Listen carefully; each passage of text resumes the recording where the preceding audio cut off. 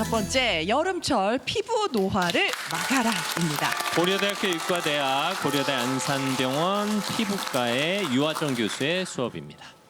네, 요즘 날씨가 정말 덥고 습하죠. 이렇게 무더위가 계속되면 몸과 마음이 지치기 마련인데요. 특히 우리 피부는 높은 기온, 강한 자외선, 실내 건조한 에어컨 바람 등의 외부 환경 때문에 여름철에 더 쉽게 지치게 됩니다. 그렇다고 그냥 둘 수는 없겠죠. 피부는 첫인상을 좌우하는 중요한 요소이기 때문에 나이가 들어도 꾸준히 관리가 필요하고 특히 여름철에는 제대로 관리가 필요합니다. 그러지 않으면 저속 노화가 아니라 고속 노화의 길을 걸을 수 있기 때문입니다. 고속노화. 오늘은 제가 무더운 여름철 피부 노화를 막는 방법을 자세히 알려드릴 예정입니다. 네. 엄지인 아나운서 요즘 혹시 가장 걱정되는 피부 고민 있으실까요? 저요. 아니 이게 앞자리가 4로 바뀌니까는 요 눈 밑에 좀 주름이 살짝 좀 보이는 것 같아가지고. 아유 멀쩡하구만 뭘 그래요. 아유 가리고 열심히 가린 거예요. 이거 화장으로 요런 거 그리고 좀 여름에 잡티 올라오고 요런 게 고민이에요. 네, 주름은 우리 몸의 나이테라고 할 수 있죠. 그래서 나이가 들면 피부가 늙는 거야 어쩔 수가 없습니다. 하지만 우리가 막을 수 있는 주름이 있는데요. 그것은 바로 자외선으로 인한 주름입니다. 특히 무더운 여름철에는 자외선이 강해지는데 이 자외선이 피부 노화의 주범입니다. 자외선은 크게 A와 B로 나누는데 자외선 A는 피부의 깊은 층에 침투를 해서 노화 주름을 유발을 하고요. B는 피부 표면에 영향을 줘서 주로 일광 화상을 일으키게 됩니다. A가 문제구나 주름에는. 네. 집에 있는 자외선 차단제를 자세히 들여다보면 SPF, PA 이런 말이 적혀 있습니다. 네. 여기서 PA는 자외선 A를 차단하는 수치고요. SPF는 자외선 B를 막아주는 수치를 의미합니다. 그리고 나이가 들면서 자연스럽게 늙는 그 피부 노화를 내인성 노화라고 하고요. 자외선이나 미세먼지 그리고 흡연 등에 의한 외부적인 요인에 의한 피부 노화를 외인성 노화라고 합니다. 그런데 이 외인성 노화 중에서 자외선이 가장 큰 원인이기 때문에 보통 외인성 노화를 광노화라고도 합니다. 빛광해서. 네. 빛이 우리의 피부를 늙게 한다는 네, 거죠. 맞습니다. 그래서 이 사진을 보면 광노화에 대해서 잘 이해를 할 수 있는데요. 이분은 약 28년간 트럭을 운전하던 남성분입니다. 그런데 같은 사람의 피부라고 느껴지지 않게 오른쪽과 왼쪽의 차이가 심하죠. 그래서 오른쪽 얼굴은 좀 자연스러운 주름인 것에 비해서 왼쪽 얼굴은 굉장히 굵고 거친 주름을 보이고 있습니다. 심하시다. 이분이 이제 트럭을 운전을 하면서 유리창을 통해서 매일 장시간의 자외선이 왼쪽이 노출됐기 때문에 왼쪽에 굉장히 거칠고 굵은 주름을 볼 수 있습니다. 그래서 우리 오래 운전하셨다고 해서 저렇게까지 차이가 그러게요. 나요? 네, 계속 이제 자외선 차단제를 쓰지 않고 이렇게 장시간 노출되면 저런 일이 생길 수가 있습니다. 저런 사진 한 장만으로도 자외선이 얼마나 피부에 악영향을 미치는지를 알 수가 있죠. 그리고 반대로 얘기를 하면 자외선 차단을 잘하면 광노화의 그런 거칠고 굵은 주름을 막을 수 있다는 얘기입니다. 어쨌든 빛을 통한 주름은 차단할 수 있다 이런 얘기네요. 네. 근데 사진을 보니까 진짜 자외선 차단이 너무 중요할 것 같은데 저는 궁금한 게 만약에 이미 생겨버렸어요. 그러면은 이 생겨버린 상태에서는 어떻게 해야 되는 거예요? 그러니까 저 아저씨 저 주름을 좀 네. 치료할 수 있어요. 그러게. 해줄 수 저거 없을까요? 네, 요즘은 뭐 레이저 치료도 많고 고주파 시술 치료도 있고 또 뭐 눈가나 이마에 좀 자글자글한 주름이라면 보톡스를 맞을 수도 있지만 아무래도 아주 많이 진행된 경우에는 시술로도 한계가 있습니다. 그래서 무엇보다 예방이 중요한 거고요. 광노화로 인한 주름 예방을 위해서 가장 중요한 것은 자외선 차단이겠죠. 왜냐하면 얼굴 노화의 한 80%가 자외선에 의해서 생긴다는 보고가 있기 때문입니다. 자외선 차단제를 꼼꼼하게 발라주시는 것이 좋고요. 또 양산이나 긴 소매 옷, 선글라스 등을 적극적으로 활용하는 게 좋겠습니다. 아 근데 자외선 차단제는요. 요즘 화장품 매장 가면은 뭐 스프레이에 뭐 요새 뭐 파우더도 있다 그러고 맞아요. 크림도 있다 그러고 홈쇼핑만 보려면은 막 계속 이렇게 맨날 이러고 있고 뭘 해야 될지 모르겠어요. 네, 그거는 이제 제형은 본인이 선호하는 제형으로 선택해서 하시는 것이 좋고요. 왜냐면은 뭐 끈적이거나 그래서 잘 안 바르게 되거든요. 그런 거보다는 본인이 발라서 좋은 것으로 선택해서 덧발라 주시는 것이 가장 중요하겠습니다. 아, 요렇게 좀 젤 형태도 괜찮아요? 네. 그래서 본인이 덧바르게 좋은 것 그리고 자주 사용하게 되는 제형을 선택을 해주시고 그러니까 2-3시간에 한 번씩 덧발라도 네. 내가 쾌적한 상태를 네, 유지할 맞습니다. 수 있는 제품을 골라라. 네. 그리고 또 자외선 차단을 얼마나 해주는지도 중요한데요. 뭐 SPF 30, 50 이렇게 쓰여 있는 거는 자외선 B를 어느 정도 차단하느냐 그거를 표시하는 수치인데 1에서 50까지로 표시하고 그 이상은 50 플러스로 표시를 하게 돼 있습니다.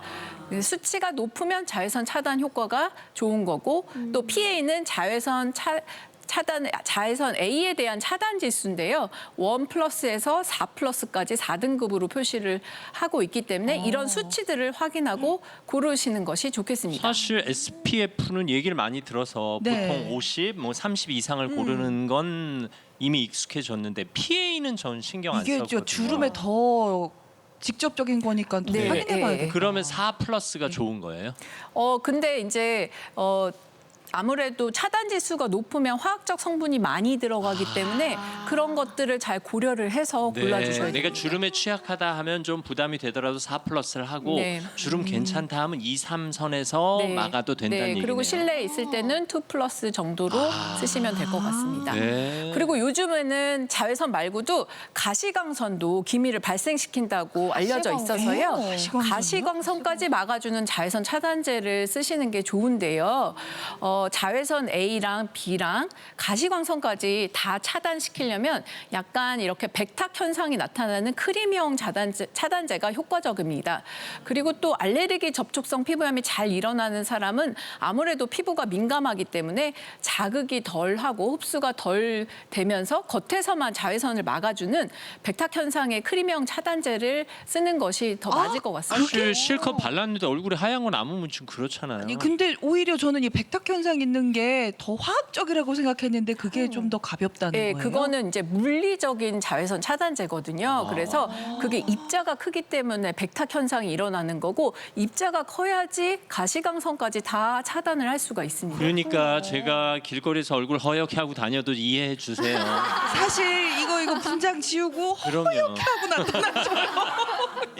네. 아 근데 자외선도 챙겨야 되죠. 가시광선까지 챙겨야 되는데 전 그 얘기도 들었어요. 집안에서도 선크림을 바르고 있어야 된다는 말이 있더라고요. 실내에서도. 네, 이게 맞나요? 네, 보통 이제 자외선 B는 창문을 통과하지 못하는데요. A는 창문을 투과해서 들어오고 이게 주로 피부 노화를 일으키기 때문에 이것에 대한 차단을 해주는 것이 좋습니다. 그래서 보통 실내에서는 SPF 15 이상 그리고 PA 지수 2+ 이상 이런 제품을 사용하는 게 좋고 또 쓰여 있는 그 효과를 내기 위해서는 500원짜리 동전 크기의 양을 사용을 하셔야 됩니다. 굉장히 큰 양이거든요. 그래서 얼굴 전체, 귀, 목, 손, 팔 뭐 이런 데 햇빛 노출 부위를 균일하게 꼼꼼하게 발라주고 또 충분히 흡착시켜야지 자외선 차단 효과를 볼 수가 있습니다. 한 번에 500원 동전만큼 바르면 일주일이면 한 통 다 쓰겠는데요.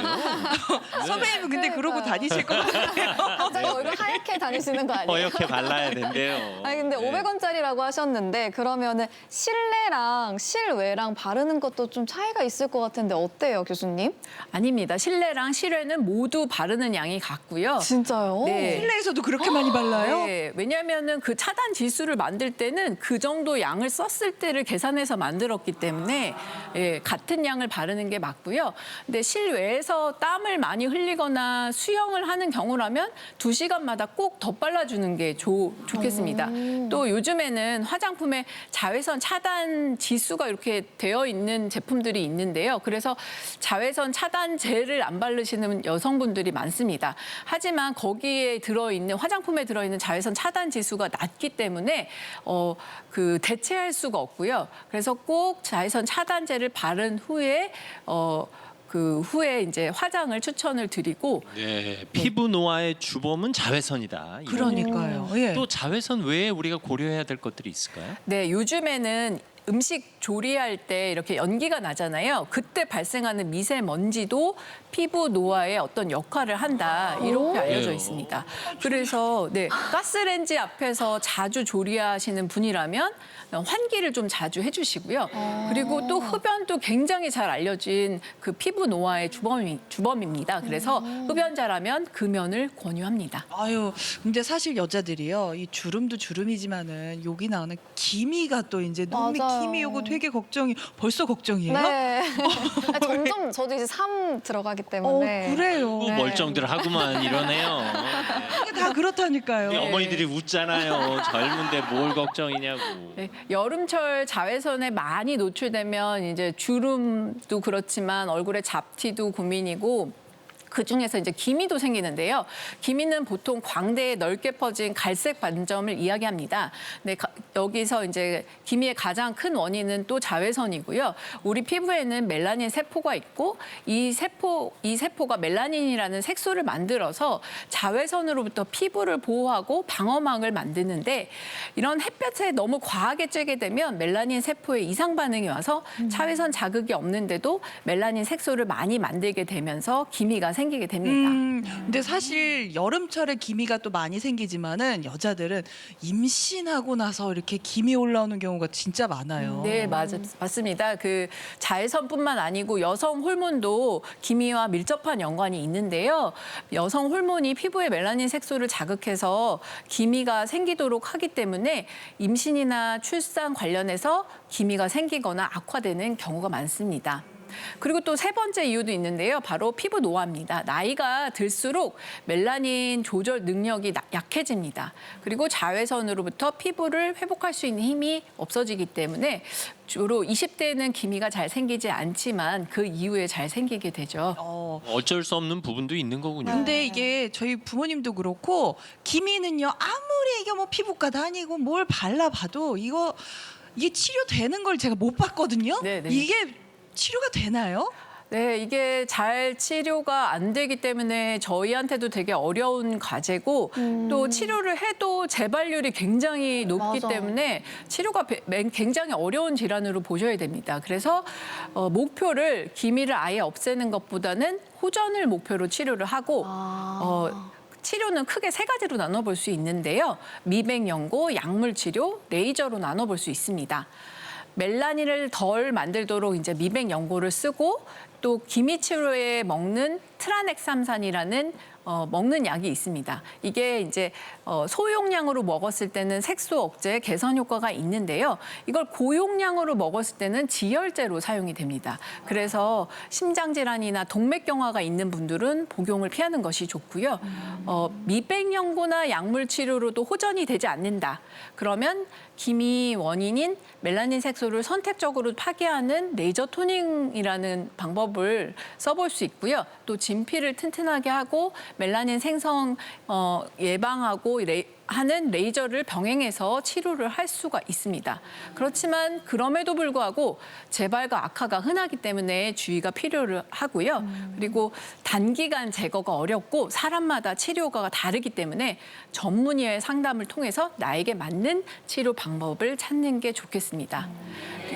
그리고 기미는 자외선이 가장 큰 원인이기 때문에 외출 시에는 자외선 차단제나 양산 그리고 선글라스 등을 활용해서 자외선 차단을 네. 잘 해주시는 게 꼭 필요하겠습니다. 여성들은 기미를 걱정한다고 하지만 남성들도 걱정이 또 따로 있습니다. 이제 제 친구들이 이제 내일 모레면 환갑이다 보니까 검버섯이 생기는 친구들이 벌써 있어요. 뭐 남자 여자 다 같은 그러니까 고민이죠. 너 검버섯 야너 이제 늙은 거야 그래. 라고 저희끼리는 얘기를 하는데 이거는 왜 생기는 거예요? 이것도 우리가 주의해야 될 게 맞죠?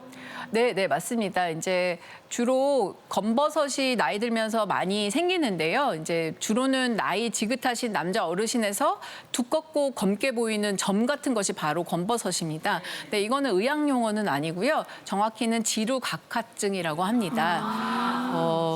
검버섯하고 또 착각하기 쉬운 질환 중에 흑자라고 평평한데 잡티처럼 보이는 게 있는데요. 그것은 이제 얼굴이나 손등처럼 햇빛 노출 부위에 주로 발생하는 것입니다.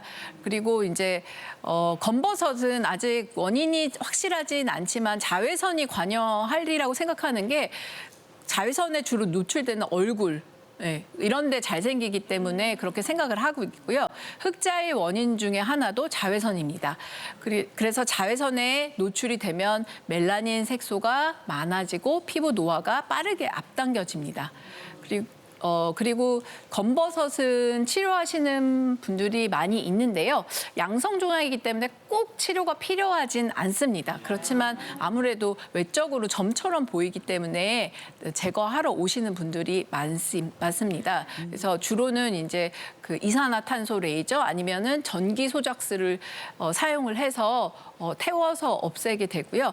하지만 흑자는 기미와 마찬가지로 깨끗하게 잘 제거가 안 되고 레이저 치료를 해도 색소 침착이 잘 올라오는 편입니다. 그러면 이제 자외선 차단을 해야 되겠네요. 예. 네, 예방이 가장 중요할 것 같습니다. 말씀 네. 듣고 보니까 자외선이 피부 노화의 공공의 적인 셈이네요. 예, 앞서 말씀하신 대로 자외선 차단에 가장 신경을 쓰셔야겠습니다. 그렇습니다. 네. 예, 질문이 왔을 것 같아요. 네, 우리 유하정 교수님의 강연을 듣고 이제 시청자 질문이 계속 올라오고 있는데요.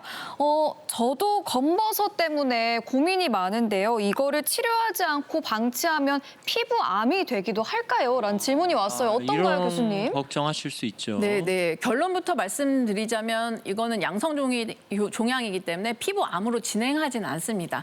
그렇지만 생김새가 피부암이랑 비슷하기 때문에 만약에 이게 의심이 간다면 꼭 정확한 진단을 위해서 병원을 방문하시는 게 좋고요. 그리고 이게 단기간에 커진다든지 불규칙하게 생겼다든지 비대칭적으로 생긴다든지 그리고 뭐 피가 난다든지 궤양이 생긴다든지 이런 거는 좀 안 좋은 사인이기 때문에 이때는 반드시 병원에 내원하셔서 검사하시는 것을 추천드립니다. 좀 걱정된다 싶으시면 전문의와 상담을 하셔야 되겠네요. 네. 오늘 수업 잘 들었습니다, 교수님. 감사합니다. 고맙습니다.